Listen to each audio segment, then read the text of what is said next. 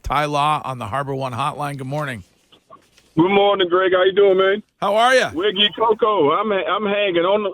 I'm riding up here on the way to Boston. We're going to the sports book. We're gonna open this thing up. I got invited up to the sports book, so I'm in traffic right now. Are you gonna make I'm sitting on the passenger side chilling though, so I'm good. That's the best place to be. What are you going to bet on the Super Bowl? You know what? Just to place a little wager, I got to keep something with 24 in it, maybe $224 or something. something easy. Nothing major. What you gonna bet, Wiggy? I'm gonna probably bet about $285. That's what I'm saying. On them Kansas City Chiefs. That's what I'm saying. You're going Chiefs? I was thinking about stepping up for my Celtics, and I mean, because I'm not a huge sports bettor, but for the occasion, a new sports book, I was thinking, I might step it up a little bit and go like $2,400 on the Celtics. You know what I mean? To win it all. Okay. All right. I like it. Yeah, but that's it. I ain't going no further than that. Believe that shit. Okay, there we go. Okay. Well, dump out of that S-bomb. Yeah, that's fine. That's kind of, it's going to charity. It's good. Got a couple more weeks. Hey, we were just talking about Bill Belichick. I asked Wiggy this. I want to ask you. Is there still an allure? I was talking about like veteran free agents. Is there still an allure when it comes to playing for Bill Belichick, do you think? I mean, for those that haven't played it, they're going to look at the history. Yeah, it's going to be some allure to it. And it's also going to be some of those people that say, they came to play with Tom Brady. But, you can't knock Bill Belichick's resume. So there is something, to it. People want to win. Now, do you want to have a quarterback? Absolutely. But I think free agents will be intrigued if the bag is right. If the bag is comparable, they'll come to New England. But if it ain't comparable, I don't give a damn who the coach or the quarterback is in most cases. Right, Ty. So the other thing that I was thinking about, and we've been talking about this, because Bill is down. I think it's on the West Coast, but he's coaching in the Shrine Bowl, and he just looks like so energetic, and he looks like he's just so into it. The biggest question we've been having around here, and Phil Perry said if they have a kind of a bad year, this could be it for him. How long do you see Bill coaching for? As long as he's having fun, I can see him coaching another, 2 or 3 years. I mean, I think he wants to get back to the mountaintop. I think, what else is he going to do? I mean, that's what he does. I mean, this is Bill Belichick. So when you're talking about he's at the Shrine game and like he's having fun, because he really loves what he does. You know what I mean? So if you love what you do, you can ask the same thing about Tom Brady. Is he going to play? Is he not going to play? They don't have to do anything. But if they're enjoying what they're doing, same thing at Tom, go ahead and play. Go ahead and coach. And I think he likes working with the kids to see what type of talent is out there. And I will say this. When I came out of college, Belichick was with the Cleveland Browns. He came to work me out with a few other teams. That was by far the hardest individual workout that I had with Coach Belichick. I think he relished it and really enjoyed, kicking your ass. You know what I mean? I've never seen that side of him until that. And even coming up to the pros and when he's coaching, you don't get that. But when he's putting you through a workout, Wiggy, he ain't messing around. He tried to figure it all out. I swear that was the hardest workout out of any team that I came with. And actually, for the head coach to actually be working you out, that was pretty cool. Sounds like something. Now that you look back on it. Sounds like something going on in that vehicle is making the driver cough. No, well, that's the driver. The driver, as long as he gets what he doing. What's wrong, driver? What you doing now? I mean, sore throat. Sore throat. Say sore throat. Okay. All right, damn. I feel like when you pull up later on today, it's like Fast Times at Ridgemont High when Spicoli gets out of the van, and there's like a giant cloud of smoke that follows him. No, I don't mess around like that. I'm going to work, buddy. No, you got me messed up. Catch me later on in my hookah, you never know. But no, right now, early in the morning. All right. So on to, well, first of all, I want to get to the Super Bowl, but I want to ask about Aaron Rodgers and whether or not you feel like Bill is a guy who is comfortable going forward with Mac Jones, or whether he would be somebody who would be in on Aaron Rodgers. I mean, I think he's comfortable with Mac Jones. I mean, he got to get some pieces around him. I think, like I've said before, that Mac Jones, give him some pieces. He is not going to lose the game for you. He might not always win the game, but he ain't going to lose the game if you give him some pieces. You're talking about Aaron Rodgers as a total different level of quarterback right now in their career. I mean, it's Aaron Rodgers. He's one of the greatest of all time, but it's also coming with one of the greatest bags of all time that he going to want. So that is the problem when you're talking about New England. I think we talk about the pieces that could happen, what would be a nice fit. It's still going to come down to the business aspect of it, and I don't know why people want to ignore that. The man is owed, damn near, was it $50 million, $60 million for the year, something like that, something crazy. So when have you ever seen Belichick or the Patriots organization go out and get a free agent and go out on a limb like that? They ain't do that with Tom Brady when he was here. Yeah. So they damn sure ain't going to give it to Aaron Rodgers. Yeah.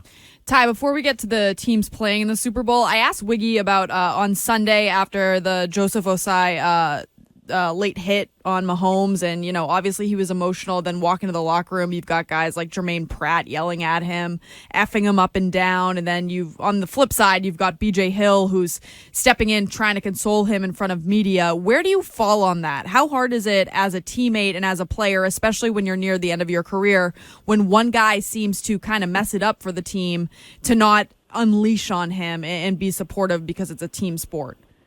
I mean, at the end of the day, in the heat of the moment, as you know, Wiggy, things come out, things are being said. You're supposed to be smart on that. It's easy to magnify that one play because it was such a crucial play at the end. I understand you're running hard, but you should know better. You should know better. So, yes, as his teammate, he has a right to say something or feel a certain way. But also as his teammate, you try to say, hey, it's going to be all right, because we've all made mistakes, but you're on that stage to go to the Super Bowl. It was so costly. But, I mean, in the heat of the battle, like, we all cussed each other out. Myself, Willie McGinnis, Lawyer Malloy, we go at it like we about to throw blows. But at the end of the day, we're on the same team. And that's what it's about. But he messed up. You got to take that one. Other guys on their way out, we going to the Super Bowl. So yeah, you're gonna have to eat some crow on this one, Coco. You messed up. But I don't think that was the only reason why you guys lost. You can't just take one play. There's a lot of things that happened prior to that, but that was so critical in that moment. You gotta know better. First of all, Wiggy, you can't hit the red shirts anyway. Right. What color is Kansas City's shirt? Red. I like you in practice. That's Patrick Mahomes. He on the sideline. Damn it, don't hit the quarterback. Everybody knows don't hit the quarterback.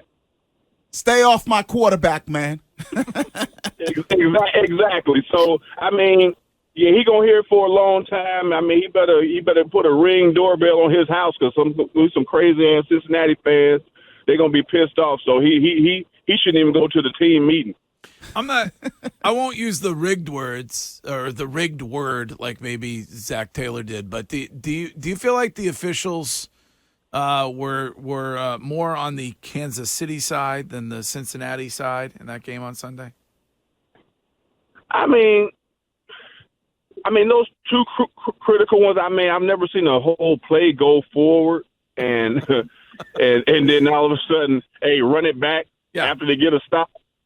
Now, that was the right call on the penalty. I don't care in any type of game, any situation, regular season, postseason. That was a damn penalty. That was a late hit. It's going to get called every time. But I don't think they were favoring Kansas City. I mean, things happened to fall the way they did. But, I mean, it was a good game. I mean, that's 4 games in a row by 3 points. So those are 2 of the best guys, and we're going to, have some great football in the league moving forward, man. But I don't think that there was any bias played to get Patrick Mahomes in the Super Bowl or anything like that. Ty, you were talking about, the way Bill and the Patriots organization do business when it comes to financially. When do they get to the point that, okay, you have to change with the league, right? We talked about players are different. You have to coach them differently. when does Bill or the Patriots organization look at the rest of the league and go, okay, we have to change and we are going to have to pay some of these guys to kind of be on that level of being a contender year in and year out, because we no longer have Brady that can, mask some of these issues when it comes to finances, financially, how we're taking care of players. When do they change, or do they ever change, or is this something we just got to wait for the next coach? I mean, it might be something that we have to wait for the next coach, because, you can mask a lot of things with Belichick's greatness as well. I mean, he still can find a way to be competitive, but when people are not showing up in free agency, that'll tell you. The players will dictate that to a certain degree, because they want to get paid. So if you're not getting under the top guys to come, you're going to eventually be forced to, back up the Brinks truck a little bit. You know what I mean? You can try to convince them to take a little less here and there with the Patriots, but it doesn't have the same oomph when you're not winning the championships and Tom Brady is gone. Yes, you still have Coach Belichick, but how many years he's year to year, basically. That's what people look at it. So either you're gonna have to pay the money at some point, because if you're not gonna have Tom Brady, at some point Bill Belichick is gonna shut it down or retire. The only thing left to draw people, some big name players, is gonna be the checkbook. Mr. Kraft's signature, bottom right hand corner. That's the head we want to see. You know what I mean? As players, so they're going to have to do it, Wiggy, or you're going to start losing your fan base. The Twisted Question of the Week for Ty Law is brought to you by Twisted Tea. Keep it twisted, New England. It's a 617 text. If he plays next season, what do you think is the most likely landing spot for Tom Brady? Well, I could say what's the most unlikely landing spot, and that's in New England. Let me put that out there too, because somebody going to ask the question or call in with saying something like that. So I would say, I'm gonna still say Vegas. I mean, that's the only logical one I can think about now. Wiggy's lead this morning was that it's now San Francisco.